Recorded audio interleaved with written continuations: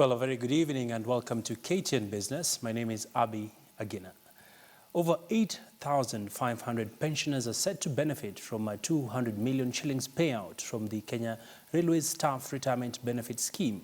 2 years ago, Kenya Railways rolled out a strategic plan to ensure the staff's retirement scheme recovers and collects all amounts owed to it to enable the state-owned firm generate sufficient cash flow from the sale of a limited number of non-strategic properties to guarantee uninterrupted payment on monthly pension.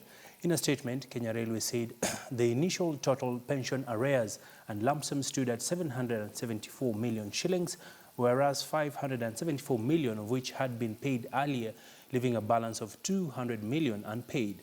The arrears settled this week have been outstanding since January 2005. In the past 3 years, the scheme has increased the monthly payout to its members from 55 million shillings to 73 million shillings, increasing payment to the lowest paid member by 75%, with the lowest now earning over 3,500 shillings. Over now to Nakuru. The nearly extinct African daughter bird has found a nesting and breeding place at Lake Nakuru National Park. While flamingos continue to dwindle in numbers, this was announced during the annual bird census exercise conducted at the Lake Nakuru National Park. KTN's Victor Gale has more. Previously, the African daughter was reportedly found in Lake Naivasha in large numbers before fishermen started using nylon nets for fishing, a situation that led to the trapping and eventually death of many of the birds. You had how many? 3. During the bird census at the Lake Nakuru National Park, the anthropologists and the Kenya Wildlife Service employees counted over 100 individuals of the African daughter bird, a species which is very rare in Kenya. If the bird population tells us something about the condition of the wetland, the changes in the habitat, they're wonderful indicators.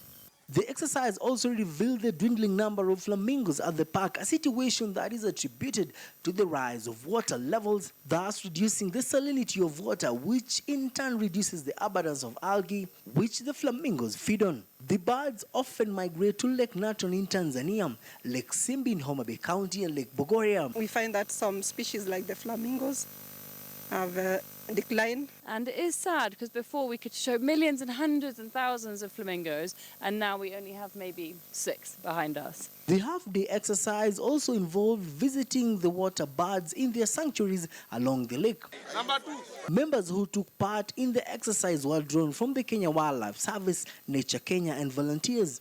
The groups are then assigned designated areas where each member is assigned to counter different species. The most important thing we do, we are supposed to estimate populations, because some birds like flamingos or pelicans, you cannot count 1, 2, 3. In 2015, Lake Nakuru was ranked as the second most colorful lake in the world after Christmas Island by TripAdvisor, with the park still hosting over 40 water bird species. Victor Gale, KTN News, Nakuru County. Many thanks there, Victor.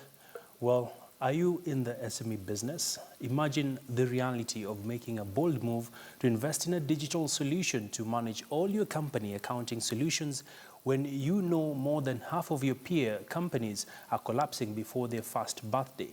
On the first episode of The Adventurer in 2017, Ashley Mazuri tells us the story of a firm that provides online accounting solutions for just 15,000 shillings.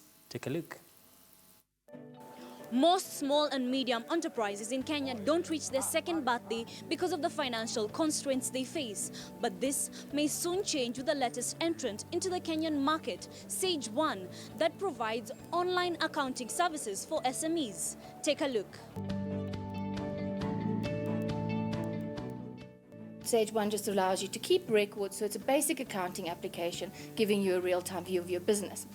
Over and above that, what we then found was that a lot of these small businesses were were battling and struggling to run their businesses because they're not accountants by trade.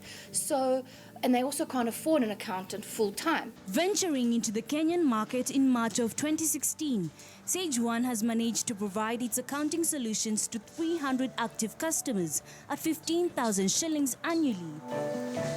Martin Kiboti is the founder of MediaBox, a company with a turnover of 15 million Kenyan shillings, one of the beneficiaries of Sage 1. He explains the difference the accounting platform has made for his company.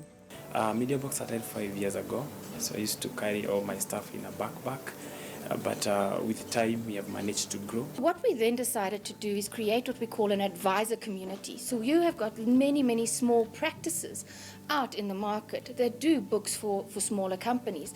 So now we're trying to marry the advisor community with the customer base so that they can get these proper accounting services. This not only helps small companies keep track of their operations, but also grows the culture of financial discipline. We created a layer, which is our Sage online tools, which is practically a web building tool that helps small businesses to build their websites without having to incur massive costs. Sage 1 at least it has enabled us to keep our record the right way. I can access the report that I need at the real time wherever I am, so I can know what is happening with my marketers, sales and marketing department. I can see how much quotation they are sending to the clients. I can see how many sales are being done.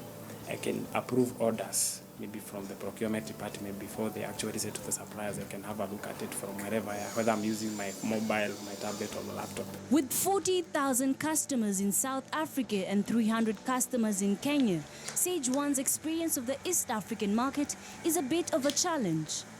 People are scared of the unknown. They don't really want to venture out there. The other thing is that is to educate the small practices on what we term modern accounting practice. SMEs in Africa are hailed as engines to the economic growth, employing millions. With new innovative ways such as Sage 1, Kenya's SME sector could soon be reaching the greater heights. I am Ashley Mazuri, and this is The Adventure.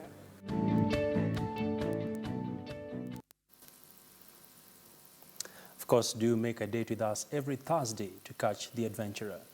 Moving on, in a bid to grow its foothold in Africa, global technology company Microsoft is training its eyes on penetrating the Kenyan market through further scaling up partnerships to drive sales by targeting innovative applications through the Next Tech Africa.